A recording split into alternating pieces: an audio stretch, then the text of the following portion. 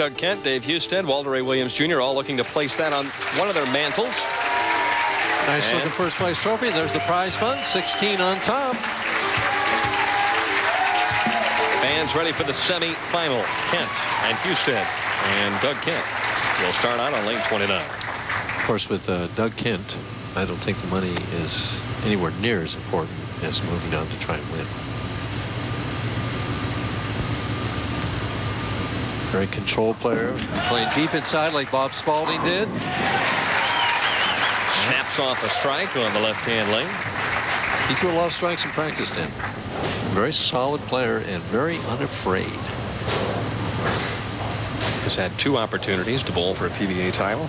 He's come up shorthanded on both occasions. He's hoping the third time might be the charm. He's got a tough guy to get by first, though. Husted has got that little room to the left and a little room to the right, and strikes. Interesting you mentioned that. Do you think he's made a bit of a move, Michael, on the right-hand lane? Because that ball, he seemed to get inside a little bit, and that ball reacted absolutely perfect. Perfect, yeah. Just like it held a wall, yeah. didn't it? Yeah. Well, you know, they did the lanes here, Dan, with a spray gun. And there is definitely a concentration more of oil in the middle with that spray gun. And, you know, he may be following it just a board or two. I think he's bumped up against it. We'll see the next time he shoots on lane 30. Means business, comes out, hammers a double, and lets Doug Kent know that he's still lined up. Right. And I have to correct a mistake I made earlier. I said he was not using a reactive ball. He didn't several times during the tournament, but tonight the lanes he feels are a little tighter. He is using a reactive tonight. Yeah, said the lanes were not at all like they were during the morning rounds throughout the week, which is normally what they are for the telecast. Right. Yeah. The scores were not nearly as good then. They have been sensational here tonight. Kent with a lot of loft and plenty left in the back end to get the job done and tie the match with a double apiece. And it's interesting the different approaches. You know, we were talking in the average builder about the arm swing and stuff. This free swing is compared to controlled swing. And basically, Husted's is a pretty free swing, where Doug's is very controlled all the way through. Yet both these guys get the desired result. Well, when you think about a guy like Jim Godman, that was a controlled muscle swing, wasn't it? All the way. Just a tremendous Well, talent. he hardly had a swing past his hip. I mean, it was just a quick draw. He could put it on a line, couldn't he? And hard. With something on it. It was pretty good arm wrestling, too, I know. Doug Kent, I think this is the first time Houston's been behind in the 2.5 games or so. He's behind here. Unique observation there. I think you're right. Let's see how he responds.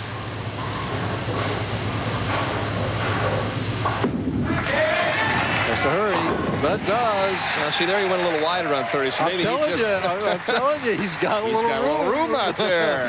I mean, that just lights up the eyes of a professional bowler. Watch this. You know, the first shot got in about the 14th board here. And that would look like about 13 out to maybe 8 or 9. Comes back.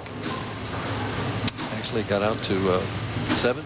He's consistent at that 18.9 miles per hour. There we see it. One more to take the lead. Oh, first one, boy, he broke it up. Only the 4-7. He knew it the moment it left his hand, and so a bit of an opening perhaps for Doug Kent if he could take advantage. Anytime Houston didn't strike, it seems to be an opening. The only one you got.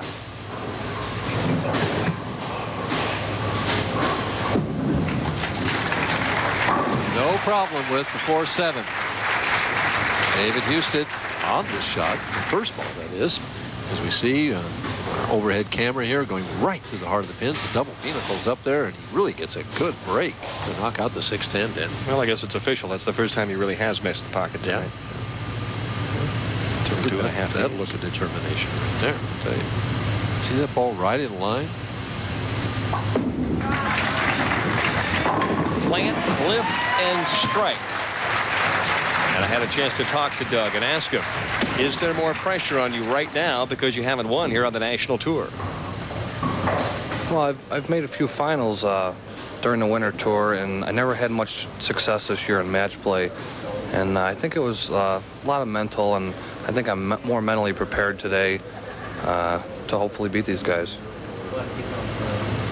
Also on to say that this was an outstanding field, and he'd be fortunate to get to the title match.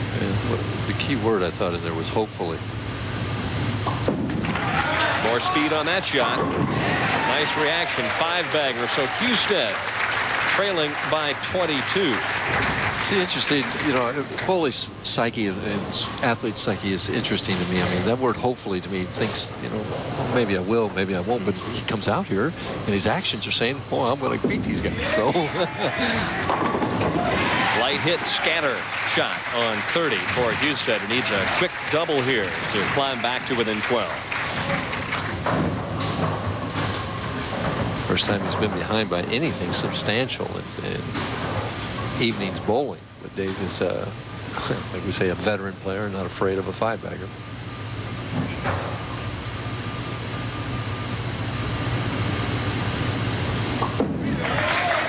One more. Right there. Quality shot. Stayed with it until he saw 10 in the 5th. Down by 12. We'll be back with a completion of the semifinal in just one moment.